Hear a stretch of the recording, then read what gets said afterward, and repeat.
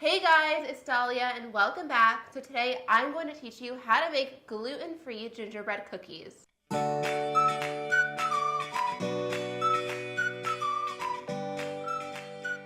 am so glad to be back on YouTube uploading videos. I was away for probably like a week and a half because I was at a food blogger conference, which was amazing. If any of you guys are YouTubers or food bloggers, get yourself out there.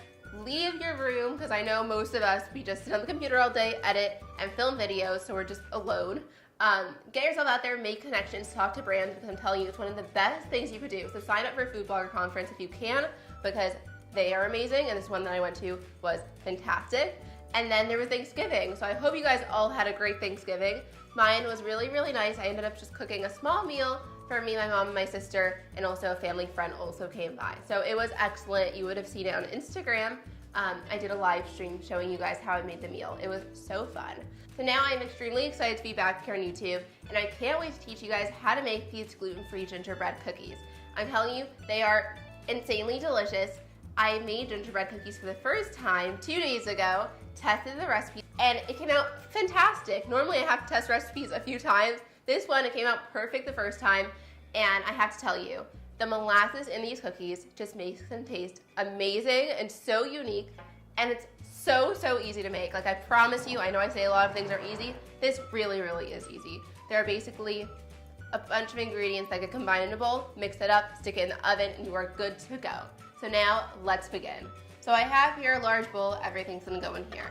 To it, you wanna add all of your liquid ingredients to start with. So we have here an egg, vanilla extract. We need vanilla and everything. And also always use pure vanilla extract if you can. I know it's a little bit more expensive, but if you can afford it, it makes a world of a difference in your baking. And it's the pure stuff. It's not filled with preservatives and weird ingredients.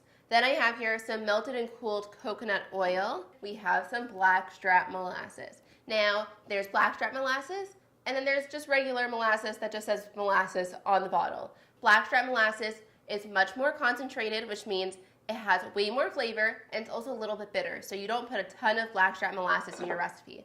This is only 2.5 tablespoons. Some recipes that call for regular molasses might call for a little bit more. If you only have access to regular molasses, just get the regular molasses. It might have a slightly different flavor, but it should be pretty similar. Now, all we have to do, and add the sugar. So I have here some organic brown sugar. Of course, if you don't buy organic, you can use regular brown sugar too. And then we're gonna whisk this up. I know that a lot of you probably noticed that I'm using a lot of organic, healthier ingredients lately, and that's just a personal choice that I'm making because I'm trying to put better things into my body that are less processed and not bleached and all that stuff. And I think it's a great idea if you want to be a little bit healthier, but it does not mean that it's low carb or low fat or diet friendly. It just might be healthier for your body. So if you want to try it out, you totally can, but you do you. If you want to buy regular sugar, flour, it's totally fine. I know that organic is way more expensive, and I probably wouldn't be able to buy organic if it wasn't for doing it for my YouTube videos, and since I bake like every single day, I want it to be a little bit healthier when I eat it. Next up, we're gonna add all the dry ingredients in. See, this is literally taking us a few seconds. So I have here a ton of almond flour, and I love that almond flour is our base. It's the majority of the flour that's going into this recipe because it's really healthy. It's just almonds. And then I have here some gluten-free flour. I use the Bob's Red Mill gluten-free all-purpose baking flour. It works wonders, but if you're not gluten-free, you could use regular all-purpose flour. Next, I have here some baking powder, cinnamon, some salt, and another ingredient that gives these cookies such a great flavor, aside from the molasses, is some ground ginger. And that is a key to making this recipe come out great. Now all you have to do is mix it up. So I like to use a rubber spatula, you can use a spoon. I would not recommend using a whisk for this because it's gonna get pretty thick, and then your whisk might break, which has happened before to me. So don't use a whisk, use something that you could just fold it with and mix it. And literally, that is how you make your dough. It is so easy. You guys have got to make this. There's no reason why you shouldn't. And it's the holiday season. Whether you celebrate Hanukkah like I do, or Christmas, or I believe Kwanzaa is also around this time, you should totally make these cookies. They really taste fabulous and just the flavors are so unique, and they're not flavors that you eat all year round. I have my parchment lined baking sheet, and now it's time to scoop the cookies into circles. So I'm gonna dip my hands in some cold water because it is a really sticky dough, and you wanna scoop out about 1 heaping tablespoon, so it'll probably end up being about 1.5 tablespoons of dough. Then roll it and just place it onto the baking sheet, and then press it down to flatten it. You're gonna repeat this step with all of your dough, and then we'll move on to the next step. And lastly, we're going to sprinkle these cookies with a little bit of sugar. This will also make it get a little bit crunchy on top, which I love so much when the inside's soft and the outside's a little bit crisp. That's my favorite. Now I'm going to bake these in a 350-degree Fahrenheit oven for about 15 minutes, and then I'll show you what they look like when they're done. Just got them out of the oven about 15 minutes ago, so they're pretty cooled, and just take a look at this.